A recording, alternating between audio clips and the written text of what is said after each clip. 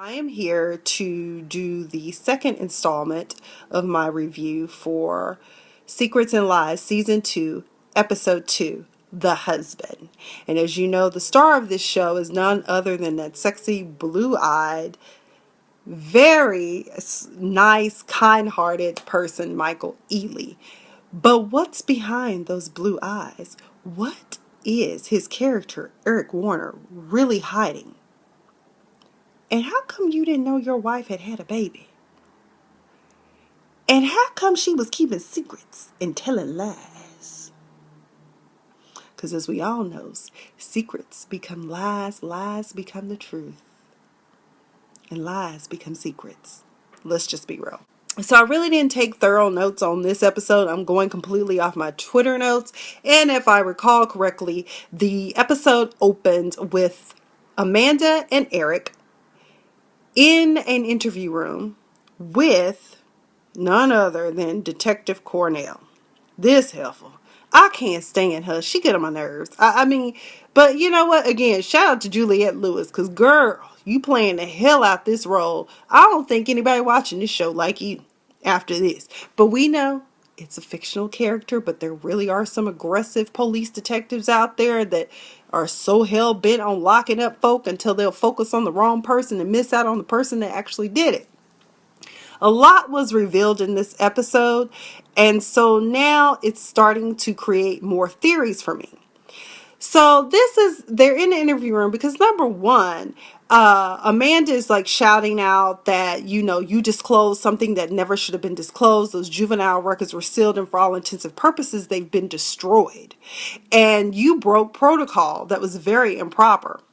And so I'm like, I'm sure everybody at the repast was eating like the potato salad and chicken salad and the crackers and cheese and was like, did they just say he murdered? Murder? In my Cat Williams voice. Murdered? Murdered who?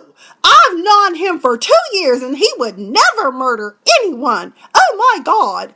I kind of thought if you know this and you know that these records are sealed, why would you put that stuff out on Front Street? In addition to that, she asked him, did you know that your wife withdrew $100,000 from y'all's savings? Of course he didn't know. He's rich. Like, he's actually paying attention to his money like that. At least not in the capacity that some people do. Now, I do know some people watch they money like a hawk, okay? But Detective Cornell, she really needs to stop. So she's so stupid. I'm like, the department, you could have just put the department in jeopardy, which now makes me wonder if that conversation that we saw in the previews last week was her boss telling her that she had broke protocol and had wrongfully implicated Eric Warner as being some sort of juvenile delinquent that just ran around murdering people. That's one thing that comes up in the middle of this interview. Her boss, I don't know, he comes in and he like, let me holler at you. Now, they don't reveal what he said to her, but she came back in looking a little shook, okay? Because I bet he was like, after this, we gonna have a conversation. We probably going to write you up and maybe put you on administrative leave. That might be a good idea for you because you are doing team too much. You already got one man killed and put other folk in. And that's why your kids and your daughter don't want to have nothing to do with you right now. But either way. So when she gets to the question about Stephen Porter remembers the person that she asked, well, did you intend to murder him at the repast? And so we learned that what happened is that when Eric was in school, I guess he was on the football team, and it was this guy that was bullying him like every day. I mean, come on. How much more can you take before you blow up at a bully, especially when you're a teenage boy? So, he says that he was bullying him, and so he just got a lucky sucker punch, and dude went down for the count and died on impact, essentially. Turns out he had a pre-existing condition that was undiagnosed, and if he had even gotten, any type of blow or anything, like he could have been playing football, and if someone had tackled him, he probably would have died then. So it was the same thing, but either way, he still did 6 months in juvenile detention. Okay, so that explains that. Unfortunately, these things do happen in childhood. And I will say this, when I sat on the board for a charter school, I used to tell the girls, for some reason, these girls wanted to fight. And I told them, I said, all right, you're going to mess around and hit somebody the wrong way, and then they die. And now you've got a criminal record and a guilty conscience. Because I can honestly say that I can't think of anybody other than serial killers and sociopaths and psychopaths that would not feel something for having killed someone or having a hand in killing someone. So we know about that. So we now know who Stephen Porter is. When Eric gets back home, because all is like $100,000, baby, my mind is discombobulated, I'm going to tear up this house. Now, later on in the episode, we find out he tears up every part of their house except for one part. But we'll get to that part because it's really interesting what they find. Him and his sister. So he's chilling in this sea of mess. It looks like the police have been through with a search warrant searching his house. His best friend, Neil Oliver, I think is his name, comes over. Is it Neil Patrick?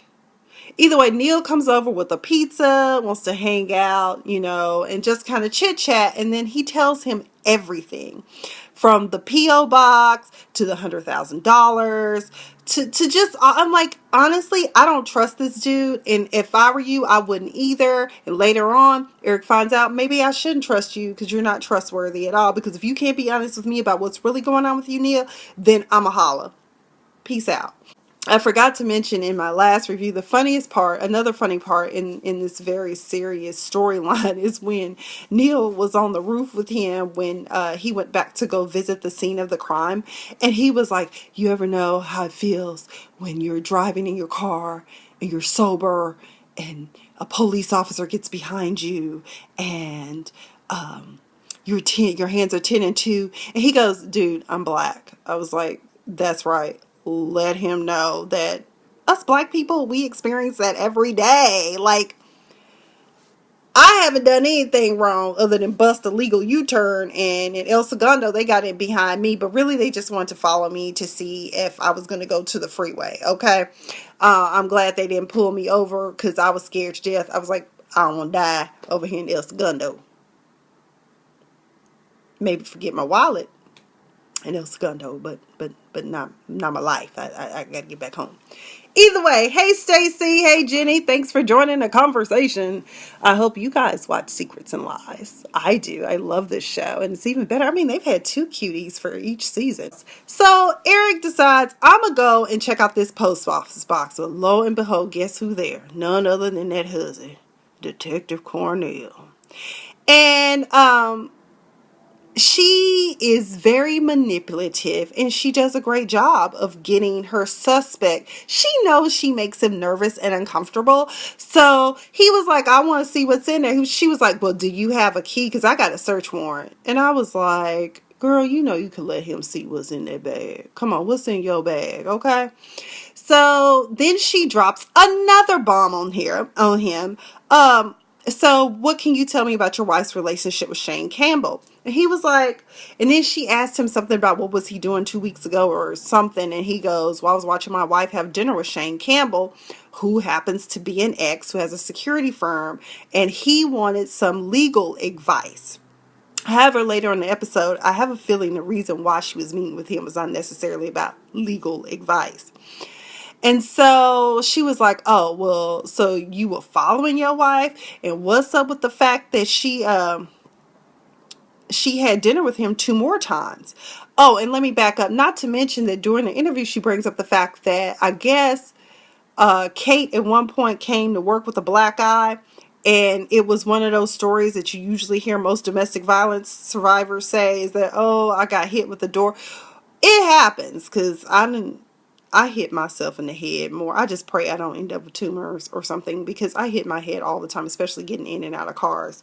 Not to mention slamming my fingers in car doors. So it happened. So he explained that away. So he was shocked when he found out that she had actually had dinner with this dude 2 more times before she fell to her death or was pushed to her death. More bombs.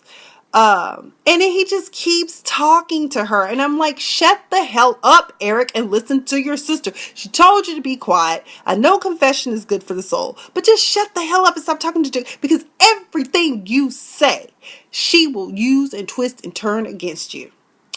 Gets to the office. Just what I thought was going to happen.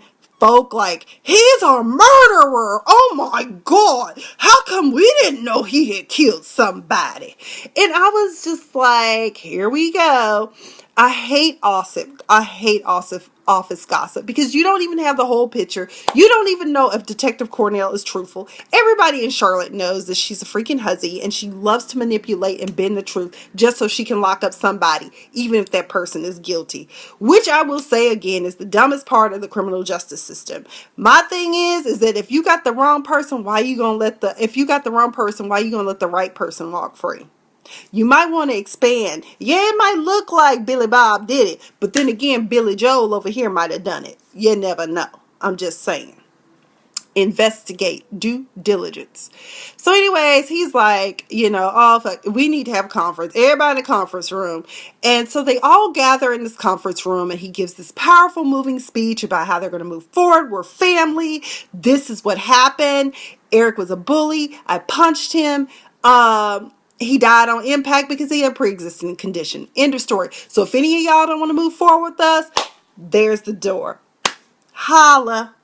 I was like, even I was touched. I was like, now that's a leader right there. You just better go, Eric Warner. You just better go. So come to find out, some people did quit, and someone else's key is missing. Okay. Kate had an assistant named Liam Connors. Ain't nobody seen him really since she plummeted to her death, which his dad and everybody else was like, well, I did give him time off. So I want to know, was Liam the dude in the sports jacket? That's what I want to know. Also in the speech, he also said something else powerful. He said, and all of y'all, we all suspects. I was like, that's right. Because anybody that was at the party is a viable suspect. But unfortunately, boo, you keep making yourself look guilty as sin because you keep jumping up, raising your hand, talking about, I didn't kill my wife. It's like, okay, you got Tourette's? What's going on? Shut the hell up and let your sister speak for you. That's the purpose of having an attorney. Even if you ain't paying, that's your sister. She got your best interest at heart, okay? Daddy done magically popped up with this birth certificate, which makes me wonder about Pop Warner, okay? He told me, well, I hired a private detective, and I thought we might need this, soon. And I was like, how the hell did you get that? Is this your son? Did you know Kate before your son knew Kate? I mean, I'm just asking. Can you tell me? Hey Leola, this is Secrets and Lies. It comes on ABC on Sunday nights. I think it's taking a week off, and then it'll be back the week after next, and that'll be episode 3. Right now we're discussing episode 2. So turns out Kate was a teenage mom. 16 years old, had a baby that she put up for adoption, which now I don't know about anybody else, but here's another plot twist I'm thinking about. So the lady that showed up at the repast with the purple scarf, who was asking about her parents and siblings, is she the one that maybe adopted this child? Or is this Kate's mom and them snooping and hoping to get a come up on some financials? Okay. You never know. People, death and money. That's what I deal in every day. Let's just say people are greedy. Yeah, you should totally check it out, Leola. This is the 2nd season, but it's just like, I don't know if you ever watched American Crime. What they're doing is they shift the cast. They shift the cast. So this season it's Michael Ealy's character with his family. Last season it was Ryan Felipe with the family situation, and somebody got murdered, and this horrible Detective Cornell, everyone's worst nightmare. She likes to put people away even if they not guilty. So anyways, dad is suspicious to me with his sexy self. I like Terry O'Quinn. He a little sexy to me. So something else weird happens, and I was like, what the hell is going on? Why the hell is Neil Where are they? So I didn't realize Neil had left the apartment and went downstairs, and Eric some kind of way ended up downstairs, and dude from the crowd scene in the first episode was beating the hell out of him, like 1-2 blow, 1-2, and I was like, what the? At first I thought he was stabbing him. I was like, damn, this early for Neil to be dead to the concrete, but okay. So I'm like, who is this dude? Of course, if you go to the website, you know that he's some reoccurring character. Danny, is his real name Danny Voss? I don't know. Oh, dude, of course, Eric, who loves to run the trouble. Oh, he was going down to his garage, heard a commotion. That's when you know, black people, we don't run the trouble. We call 911. I heard something in the bushes. Y'all need to come. No, I ain't going to look, see what the hell it is. Okay? Y'all need to send somebody out there. Stacy, yes, dead to the concrete, because shout out to fucking Doniva for that. See, that's my problem. I listen to these people and I just pick up their language. Who fell to their death? Leola, Eric Warner, Michael Ealy's character, fell to her death at a company party. So we trying to figure out who done it. Let's see what else. Of course, he runs, chases after dude. Dude makes it out the street, but he comes up to this flare of the what I call the petty paparazzi patrol. You know you can't grieve when you're a prominent figure, because they always gonna have camera. Everybody want that story. And then, of course, you know, he asks Neil when he gets back inside, who is this dude? Neil won't tell him. He says, don't worry, it has nothing to do with Kate. He was like, does it have something to do with your ex-wives? Because dude been married multiple times.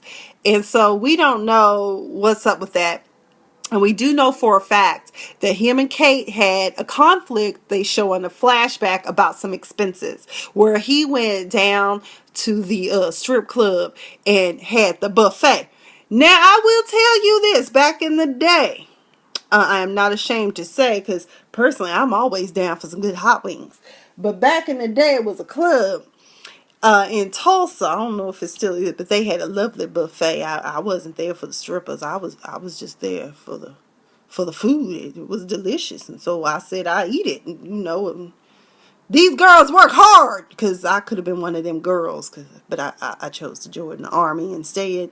Either way, I digress. Back to the storyline at hand. Who shows up because somebody done called 911? Detective Cornell. Like, you couldn't send a uniform to come and take a report about the assault. Tell me, well, you know, I saw that it was at your address. I recognized the address. So I thought I would I would take the call. Really? Really, Detective Cornell? You just had to come. Okay, so then she does another, like, how the hell she know? Bam! Is this the person who attacked you, Neil? So then that's when Eric Warner was like, dude, what's up? How she got a sketch? And what's this? Oh, hell no. So he would never disclose what it was. And so then Eric was like, get the hell out of my house. You can't be honest. I'm cool on you. Because, I mean, why would she have a sketch of this dude if it didn't have anything to do with, you know, Kate's case? Eric is now a detective, and we need to know, where is Liam Connors? He could be the key to Kate Warner's death. Because, see, Neil told the detective that he went and got some drugs. Not some drugs. He went and got some weed, a joint, at the time that Kate fell, from Liam Connors. So now Neil acting suspicious. We don't know where Liam Connors is, and the mystery dude with the blonde hair keeps popping up on the scene. What's really going on, okay? Patrick, Lord. Y'all, we need to pray for Brother Patrick Warner. I knew, now his woman, I can't stand her. Melanie, oh my gosh, So he tries to get his brother out the office, brings him to lunch. She just says all the inappropriate things about, can you believe that, oh my God, Kate was a teenage mother? And I'm just like, now is not the time to be talking about MTV's Teen Mom, okay, now. And he was like, because Eric had already paid her a compliment to me. I just think that Melanie plays dumb to make people comfortable. But then why are you so inappropriate at the same time? I'm just like, and then Patrick, like, she don't cook. She don't clean. She don't even give me none half the time. But I'm like, you still with her, and it's not like y'all didn't sign a prenup. You could easily get rid of that. So what secrets and lies y'all hiding in y'all's relationship to your brother? Okay? But either way, it must be damn good, because he just drinking hell. I say he remind me of Regina King's character in This Christmas time. I'm gonna drink till this shit is funny. Now, we found out on Cornell's confidential online, at least my friend shared this with me, that apparently this family has a history of alcohol abuse, and that's why we don't know where Mama Warner is, okay? Because she in a facility for people that abuse alcohol. Maybe she killed somebody too. Maybe she ran over somebody. We don't know, but she been put away, okay? Well, Amanda, who is a woman, who is very skilled in the vices in which we hide our deepest, darkest secrets, it can be found down in a tampon box or pads. It just depends. Because when she comes to his apartment, she finds his place completely ransacked. And it's like, okay, what's going on here? He talking about, well, I was looking because she done took $100,000 out the account. She got these two two iPads. She had a P.O. box. She done been with her ex-boyfriend. I don't think I knew this woman, and I slept with her every night. Did she ever tell you she had a baby? Because Kate was his sister Amanda's friend in law school. So that's how they hooked up. So she says, well, did you check the bathroom? He was like, why would I check the bathroom? Baby, she went in that tampon box, and that's when they found them blackmail notes. Where people take the news headlines and they just tape it down and all that stuff, like, we want $50,000, we want 100,000, yeah, that type of thing. Because somebody wanted to blackmail him about the juvenile record that he had, which now you don't even have to blackmail him anymore, because now Detective Cornell done spilled the tea, and now everybody knows, and he told the entire company and explained everything. Excuse me. So now that makes me change my narrative about what I thought was going on. Do you think that Kate Warner died because of the blackmail? Because he refused to pay it, and she said we should take care of it, and he said no. And now he feels even more guilty because he said maybe Kate would still be alive if I had just paid the fee. So do you think that she died protecting him from the blackmailer? Do you think maybe that's why she had the P.O. box and the two separate iPads? Also, I think that's why she had the secret meetings with her ex-boyfriend that Detective Cornell made mention of, is that because he had a security firm, maybe she was trying to find out who it was. There was some DNA results taken from those letters that were found, and so she had it sent out. The problem is, if the DNA isn't in the records, then we kind of going to have to keep searching for somebody, maybe even fingerprint everybody at the firm, which I think, because it's a private equity firm, especially if you're doing any type of trading, you have to be fingerprinted and bonded anyway. So it might not be a hard search. He decides he's going to go down to the police station, and Amanda's like, I'm sick of this shit. You are the worst client. I can't advise you. You refuse. Here's a list. I was like, that's right, girl. Give him the list, because lawyer 101. If someone comes and you can't help them, or you just like, here's 3 names, at least 3, a minimum 3. Give them 3 and send them on their way. There you go. He is the worst. So he gets down to the police station. This is when it gets interesting. Some black chick is coming out talking to Detective Cornell. They make eye contact. Oh, girl acts all weird and scared, like she was shook. And so his dad shows up and like, dude, what are you doing? And he was like, Dad, I have to do this on my own. And then when he sees, oh, girl, that's when he's like, I'm going to tender my resignation. He was like, well, what is it that she could have on you that would make you resign? I'm your dad. I'm here to protect you. I can't help you if you don't let me know what's going on. So that right there, his sister had already told him Ben Crawford, Ryan Philippe's character, died in prison. I don't know how he died. I guess I'll find out on Detective Cornell's Confidential. Because I guess he got beat up. And she knew the daughter did it. So I was like, why would you put him in prison if you knew his daughter did the murder? That don't make any sense, Cornell. That's why you don't need a badge. So, you know, the crazy ex, Liam Connors, he decides I got to go find this dude. He might be the key. Goes to his apartment. The damn, fixture, the light is broken. He steps on it, and here come blonde haired dude that was beating up Neil, that was in the crowd. Who the hell is this guy? And they make eye contact. I'm like, oh shit, the hell, you gonna get beat up or stabbed or something. Why is he in Neil's apartment knocking around stuff? Who's hiding what? So that's all I've got on this episode. We now have more questions. Where is Liam Connors now? Who was Kate Warner? Who her baby daddy? Is the daddy the baby daddy? Where Mama Warner? Where are these people? You know, and is his family trying to hide something from him? Because Patrick sure do drink a lot. And people that drink like that, you know, either something bad happened to them, or he knows something, just drinking until he can drink himself into oblivion.